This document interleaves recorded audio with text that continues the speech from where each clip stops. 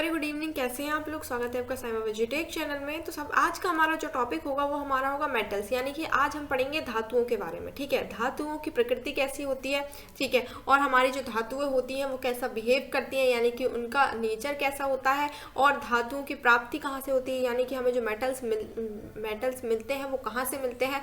ठीक है, और उनका जो जैसे कि धातुएं हमें किस किस फॉर्म में मिलती है, जैसे अयस्क में मिलती हैं, तो अयस्क होते हैं उनका सांद्रण कैसे किया जाता है। ठीक है, वो सब हम आज की क्लास में पढ़ेंगे। तो आगे बढ़ने से पहले मैं आप सबको बता दूं, आप हमारे साइमा वेजिटेक एप्लीकेशन को डाउनलोड करके लाइव क्लासेस, मॉक टेस्ट और पीडीएफ को प्राप्त कर सकते हैं। कोर्सेज प्राप्त करने के लिए आप दिए गए नंबर पर भी संपर्क कर सकते हैं। हमारे एप्लीकेशन का लिंक आपको वीडियो की डिस्क्रिप्शन में मिल जाएगा। चलिए हम बढ़ते हैं हमारे आज के टॉपिक की तरफ। तो हमारा जो टॉपिक होगा वो होगा मेटल्स, यानी कि धातुएं।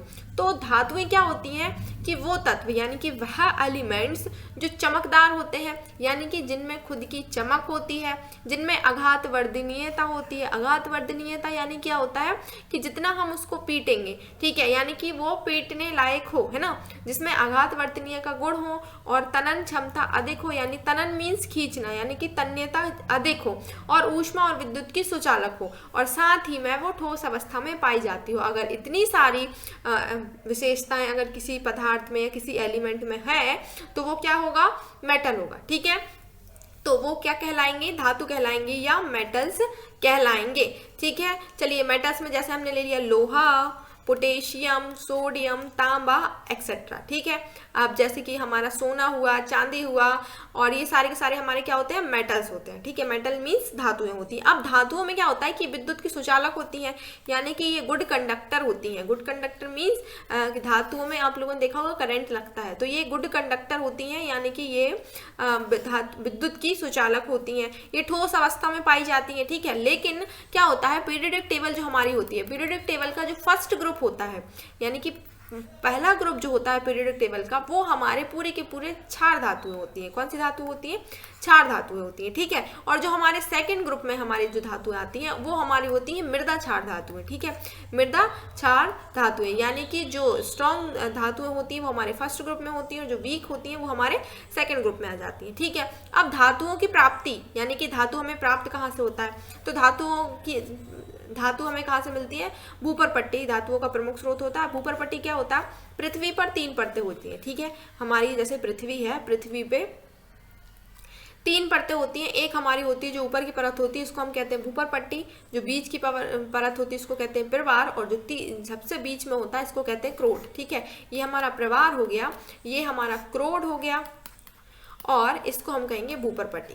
ठीक है, ये हमारा भूपर पट्टी, प्रवार और क्रोड, ये 3 हमारे पृथ्वी की परत होती हैं। तो पृथ्वी में जो धातुएं मिलती हैं वो कहाँ से मिलती हैं, भूपर पट्टी, यानी कि ऊपर की परत से, पृथ्वी की सबसे ऊपरी परत से मिलती हैं। ये धातुओं का मुख्य स्रोत होता है, और कुछ धातुओं के लिए खनिज समुद्री जल में विलेज सॉल्ट के रूप में भी पाया जाता है, यानी कि कुछ जो खनिज धातु होते हैं वो खनिज के रूप में, यानी मिनरल्स के रूप में समुद्री जल में मिला हुआ आप लोगों को पाया जाता है। ठीक है, या धातुओं की वहां से हम प्राप्ति कर सकते हैं। तो धातुओं की प्राप्ति हमें 2 तरीके से होती है, एक तो मिनरल्स होते हैं और एक हमारे अयस्क होते हैं।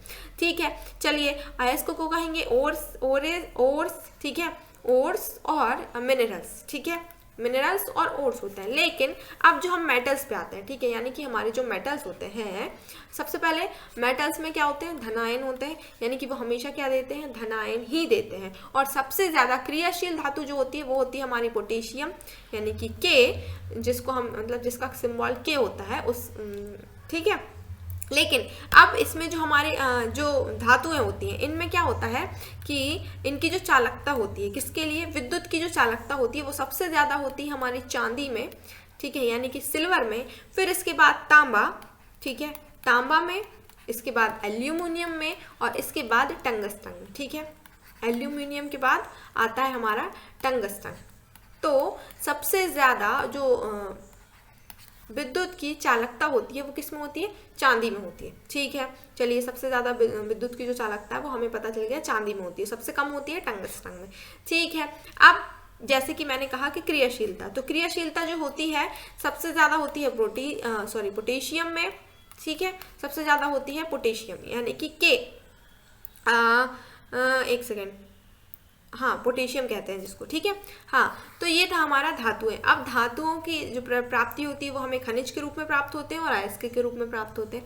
तो खनिज क्या होते हैं और अयस्क क्या होते हैं, ठीक है, तो वो देख लेते हैं। तो खनिज क्या होते हैं पता है आपको? खनिज वह पदार्थ होते हैं जो पृथ्वी की भूपर पट्टी से निकलते हैं, तत्व या यौगिक, ठीक है, तत्व या यौगिक पृथ्वी की भूपर पट्टी से जो निकलते हैं उनको हम क्या कहते हैं? खनिज या मिनरल्स, ठीक है, मिनरल्स। और मिनरल्स जितने भी होते हैं सारे हमारी बॉडी के लिए भी बहुत ज़्यादा ज़रूरी होते हैं। आप लोगों ने देखा होगा कि आयरन की कमी से, लौह तत्व की कमी से हमारे बॉडी में दूसरा रोग हो गया, किसी और तत्व की कमी से हमारी बॉडी में दूसरा रोग। तो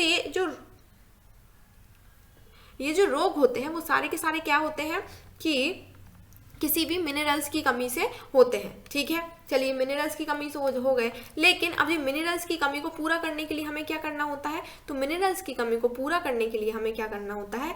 यहाँ पे जो मिनरल्स युक्त पदार्थ होते हैं उनका यूज़ करना होता है, यानी कि उनको हमारे खाद्य पदार्थों में लेना होता है, ठीक है, ले लिया। लेकिन अब खाद्य पदार्थों में जैसे हमारे जब न्यूट्रिशन का जो हमारा चैप्टर था बायोलॉजी का, ठीक है, तो उस न्यूट्रिशन के चैप्टर में हमें पता चला था कि जो हमारे जो हमारे क्या होते हैं?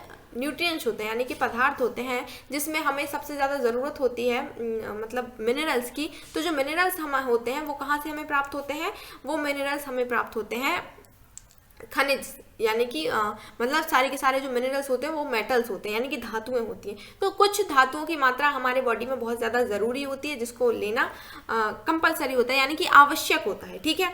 तो क्या होता है कि जैसे कि हमने लिया तो क्या होगा कि सबसे पहले आएंगे खनिज।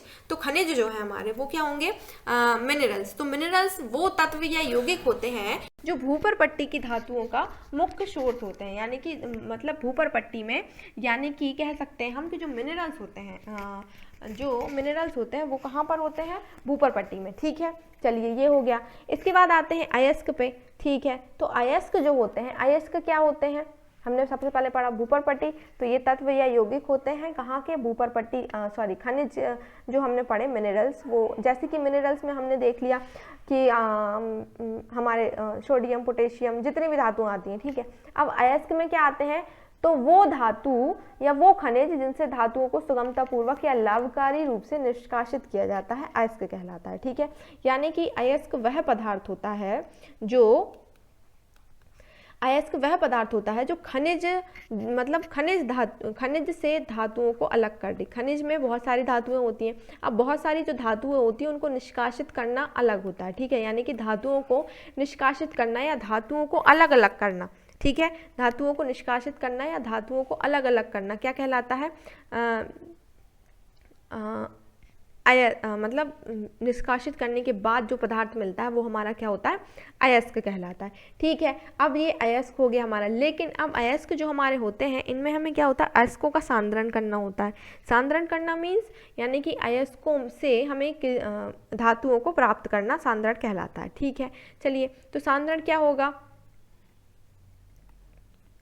तो सांद्रण में क्या हो जाएगा कि जैसे कि हमने देखा सबसे पहले पृथ्वी की भूपर पट्टी धातुओं का मुख्य स्रोत क्या होता है? मिनरल्स होते हैं और ओर्स होते हैं, यानी कि खनिज होते हैं और अयस्क होते हैं, ठीक है। ये हमने देखे। खनिज क्या होते हैं? पृथ्वी की सतह पर एवं नीचे पाए जाने वाले तत्वों और यौगिकों को हम क्या कहते हैं? खनिज कहते हैं। चलिए ठीक है। अयस्क क्या होते हैं? तो वह पदार्थ या जिस खनिज से धातु की प्राप्ति की जाती है, ठीक है, जिस खनिज से धातु की प्राप्ति की जाती है उसको हम अयस्क कहते हैं। यानी कि जो कच्चा माल होता है जिसको हम कच्चा माल कह सकते हैं, यानी कि वो हमारा अयस्क होता है, और जो पका हुआ माल यानी कि बना हुआ प्रोडक्ट जो होता है वो होता है हमारा खनिज, ठीक है। चलिए अब आते हैं कि अयस्कों का जो सांद्रण होता है वो कितने तरीके से किया। सबसे पहले अयस्कों में क्या क्या होता है? तो गैंग होते हैं, अधात्री या गैंग, और धातु कर, ठीक है। मेटलर्जी यानी कि एक अयस्क के साथ मिश्रित अशुद्धियाँ, यानी कि जो हमारे पास खनिज है उस खनिज में बहुत सारी अशुद्धियाँ होती हैं। अशुद्धियाँ किसकी होती हैं? मृदा से रिलेटेड यानी कि मिट्टी से रिलेटेड, जैसे बालू हो गई, मिट्टी हो गई, ठीक है। चलिए, और धातु कर्म क्या होता है कि अयस्क से शुद्ध धातु प्राप्त करने की जो सामान्य प्रक्रियाएं होती हैं उनको हम धातु कर्म कहते हैं, ठीक है। यानी कि हमें मेटल को प्राप्त करने के लिए सबसे पहले मेटल हमें मिलता कहाँ से है? एक अयस्क से मिलता है और एक खनिज से मिलता है, ठीक है। तो अब जो अयस्क होते हैं उन अयस्कों से हमें धातु मतलब बहुत सारी धातुओं का शुद्ध रूप प्राप्त करना होता है, ठीक है। तो धातुओं का शुद्ध रूप प्राप्त करने के लिए बहुत सारी क्रियाएं होती हैं, यानी कि बहुत सारी विधियां होती हैं। तो उन विधियों को हम कहते हैं कि जो प्रक्रियाएं होती हैं वो धातु कर्म कहलाती हैं, यानी कि मेटलर्जी कहलाती हैं। अब इसके बाद में जो मेटलर्जी भी होता है वो भी 3 टाइप में, एक तो सांद्रण से होता है, ठीक है, भर्जन से होता है और निस्तापन से होता है, ठीक है। लेकिन सांद्रण जो होता है वो अयस्क में होता है और भर्जन जो होता है वो सल्फाइड अयस्क में, यानी कि जो सल्फर से जिससे हमें सल्फर प्राप्त होगा उसके लिए होगा। और निस्तापन की प्रोसेस वो होगी जिसमें कार्बोनेट अयस्क कार्बोनेट मिलता है, ठीक है। चलिए अब देख लेते हैं कि हम क्या कैसे इस तरीके से हमें कैसे शुद्ध रूप प्राप्त करते हैं। जैसे क्या हुआ कि हमने क्या किया, सबसे पहले कि अयस्क से हमने बहुत सारी धातु प्राप्त करने के लिए सामान्य प्रक्रियाएं या केमिकल रिएक्शंस जो हमने बहुत सारी विधियां हैं वो चालू करी। जैसे सबसे पहले आ गया सांद्रण। तो सांद्रण में क्या होगा? अयस्क में उपस्थित अशुद्धियों को दूर करना। अयस्क में जो अशुद्धि थी उनको दूर करने के लिए हमने क्या किया? सांद्रण, ठीक है। सांद्रण की जो प्रोसेस होगी, ठीक है, सांद्रण जो होगा इसमें निष्कर्षण की जो एक सेकंड जो सांद्रण की प्रोसेस होगी उसमें क्या होगा? अयस्क में उपस्थित अशुद्धियों को दूर करना, है ना, सांद्रण कहलाएगा। भर्जन क्या कहलाएगा? सल्फाइड अयस्कों को वायु की उपस्थिति में गर्म करना, ठीक है। सल्फाइड अयस्क यानी कि सल्फाइड अयस्क वो होते हैं जिनमें सल्फर होता है, ठीक है। क्या होता है? जो सल्फर युक्त होता है, तो वो हमारा हो जाएगा क्या? सल्फाइड अयस्क। फिर आएंगे निस्तापन। तो निस्तापन में हम कार्बोनेट करेंगे, मतलब जिसमें कार्बोनेट अयस्क कार्बोनेट मिला हुआ होता है। जैसे एक समीकरण से देख लेते हैं कि इसमें क्या लिखा था? धातु प्राय ऑक्साइड के रूप में प्राप्त होती है। ये ध्यान रखें, धातुएं जो होती हैं वो किसके रूप में प्राप्त होती हैं? ऑक्साइड्स के रूप में, ठीक है। ऑक्साइड्स के रूप में यानी कि धातुओं के साथ ऑक्साइड यानी कि ऑक्सीजन क्रिया करती है, ठीक है। तो इस रूप में हमें प्राप्त हो जाती है ZnO, ठीक है,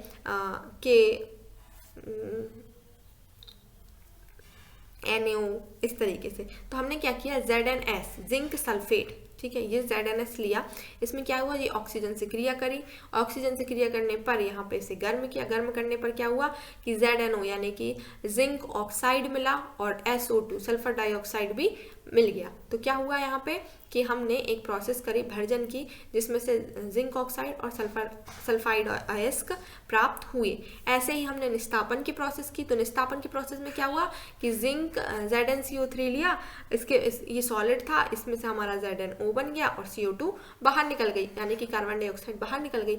लेकिन क्या हुआ, इसमें जो धातुएं होती हैं वो क्या होती हैं? शुद्ध रूप में प्राप्त होती हैं। तो शुद्ध रूप में प्राप्त करने के लिए क्या हुआ? हम कार्बन का अपचयन करेंगे।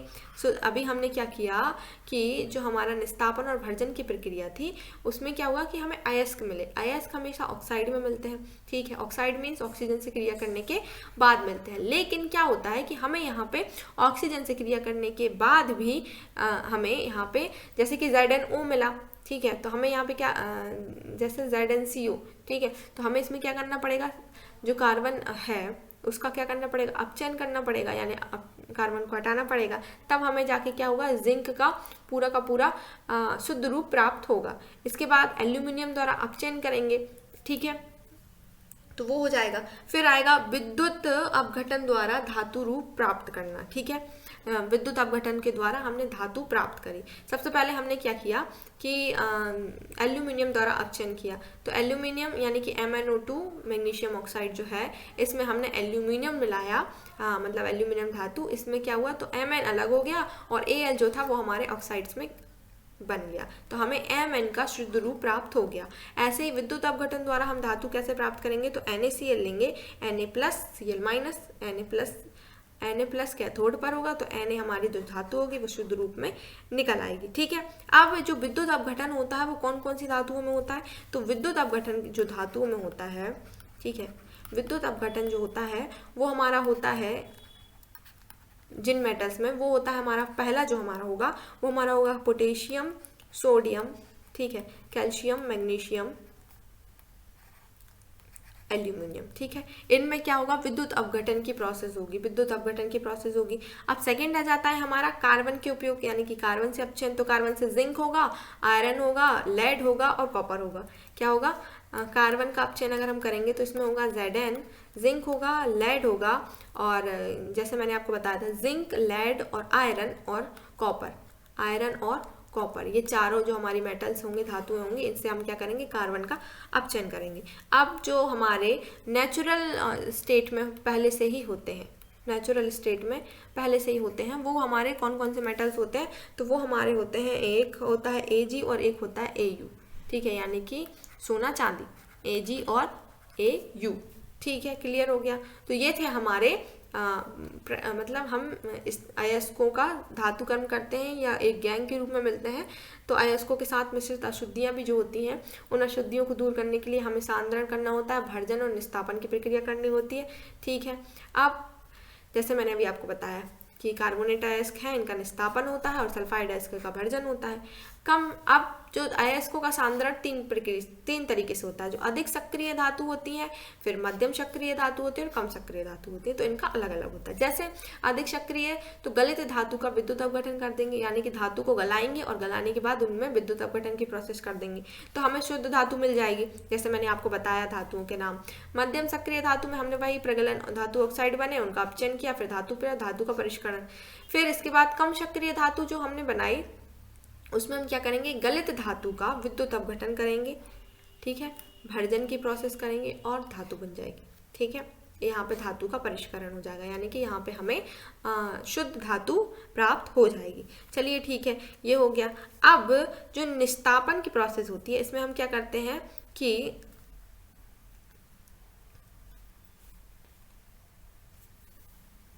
ये तो हमारे हो गई थी धातु, और धातु मतलब अयस्कों से अयस्कों का सांद्रण किस तरीके से होता है वो। अब आते हैं संक्षारण पे, यानी कि कोरोजन पे। तो संक्षारण क्या होती है कि जब धातु, यानी कि जब कोई मेटल पानी यानी कि नमी यानी कि मॉइस्ट और वायुमंडल यानी कि ऑक्सीजन, वायुमंडल की ऑक्सीजन के संपर्क में आती है, तो धातुएं धीरे धीरे अवांछित पदार्थ जैसे कि ऑक्साइड, हाइड्रोक्साइड कार्बोनेट आदि में परिवर्तित होने लगती है। तो ये जो परिवर्तित होती हैं, इसी को हम क्या कहते हैं, इससे क्या होता है, धातुओं की हानि होती है, और यहाँ पर जो प्रोसेस होती है उसको हम कहते हैं धातु संक्षारण। यानी कि जैसे कि एग्जाम्पल में हो गया जंग लगना, लोहे में जंग लगना, ठीक है, और तांबे में हरी सरफेस होना, ठीक है, तांबे में हरी सरफेस होना, चांदी का काला होना, चांदी का काला होना, ये सारे के सारे क्या होते हैं, धातु संक्षारण से, ठीक है, यानी कि धातुओं की हानि होना, ठीक है। जैसे कि हमने सबसे पहले हमने आयरन का देखा, तो आयरन से क्या बनती है, आयरन से जंग बन जाती है, तांबे में हरी हरी प्लेट बन जाती है, ठीक है, चांदी भी संक्षारित होकर क्या होने लगती है, ब्लैक कलर की होने लगती है, ठीक है। इसके बाद आते हैं कि प्रमुख धातु, यानी कि धातु और या तत्व और उनके अयस्क, ठीक है। अयस्क मीन्स जो धातुओं से मिलकर बनने वाले पदार्थ होते हैं वो, ठीक है। जैसे लोहा हमारा किससे बनता है, मैग्नेटाइट और हेमेटाइट से बनता है, ठीक है। यानी कि लोहा अगर हमें प्राप्त होगा तो किससे प्राप्त होगा, मैग्नेटाइट और हेमेटाइट से, ठीक है। तांबा हमें कॉपर पायराइट से और मैलेकाइट से प्राप्त होता है। कैल्शियम जो होता है वो डोलोमाइट से और जिप्सम से। मैग्नीशियम डोलोमाइट और मैग्नीशियम से। पारा से निबार से। सीसा जो मिलता है हमें गैलेना से मिलता है। थोरियम जो होता है वो मोनोजाइट।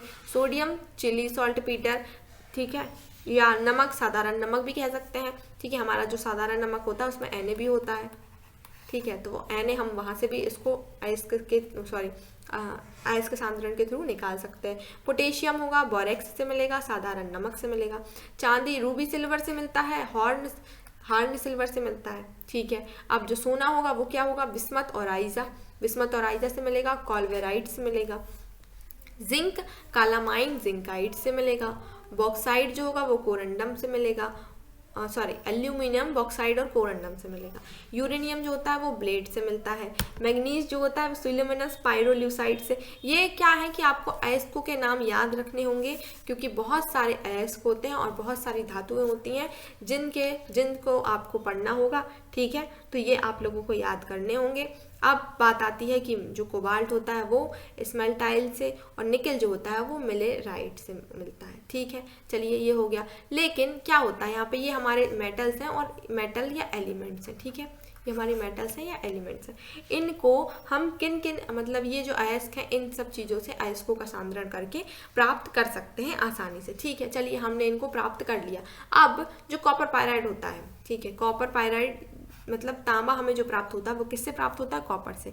अब आप याद रखें कि धातुओं का राजा किसको कहा जाता है, सोना, क्योंकि सबसे ज़्यादा हमारा जो सोना होता है वो कम क्रियाशील होता है, ठीक है। सोना जो होता है वो कम क्रियाशील होता है। चलिए ठीक है। अब जैसे मैंने आपको बताया था पृथ्वी है हमारी, ठीक है। पृथ्वी पर 3 परतें होती हैं, भूपर पट्टी, प्रभार और क्रोट। तो पृथ्वी के केंद्र में जो धातु पाई जाती है उसको हम कहते हैं निकेल। क्या कहते हैं, निकेल, ठीक है। ये याद रखें कि पृथ्वी के केंद्रीय भाग में या कोर में सबसे अधिक कौन सी धातु पाई जाती है, निकेल, ठीक है। चलिए अब बात आती है कि यहाँ पे कि प्लास्टर ऑफ पेरिस, हमारा जो प्लास्टर ऑफ पेरिस जैसे हमने देखा था जो हमारा क्या होता लवण था, ठीक है। तो जो प्लास्टर ऑफ पेरिस था वो हमारा किस धातु से बनता है, जिप्सम धातु से बनता है, ठीक है। किससे बनता है, जिप्सम अयस्क से बनता है। चलिए ठीक है, ये भी हो गया। अब जो हमारा गोल्ड होता है और प्लेटिनम, सिल्वर और मरकरी, ठीक है, यानी कि गोल्ड यानी कि सोना, मरकरी, गोल्ड, जिप्सम नहीं है इसमें। तो ये हमारे जो होते हैं यानी कि मान लो गोल्ड जो है, ठीक है, सोना है या चांदी है या मरकरी है, ये हमारा किससे बना हुआ होता है, अभी मैंने आपको बताया।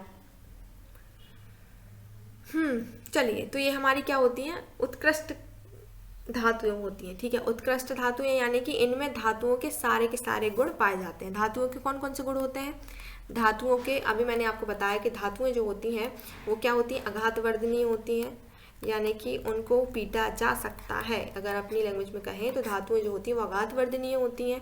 इनमें खुद की चमकता होती है, यानी कि खुद की चमक होती है। ये विद्युत की सुचालक होती हैं, यानी कि गुड कंडक्टर होती हैं। इलेक्ट्रिसिटी के लिए विद्युत की क्या होती हैं, सुचालक। फिर इनमें जो आता है जैसे कि और क्या था, ये तन्य होती हैं, यानी कि इनको खींचा जा सकता है, खींचकर इनका तार बनाया जा सकता है, ठीक है। और अगर हमें इनका स्टेट भी चेंज किया जा सकता है, जैसे कि कुछ धातुओं को पिघला के उनका स्टेट यानी कि उनकी अवस्था चेंज की जा सकती है, ठीक है। उनकी अवस्था क्या होती है, चेंज की जा सकती है। जैसे कि सोना, ठीक है, AU लिया हमने, सोना लिया, तो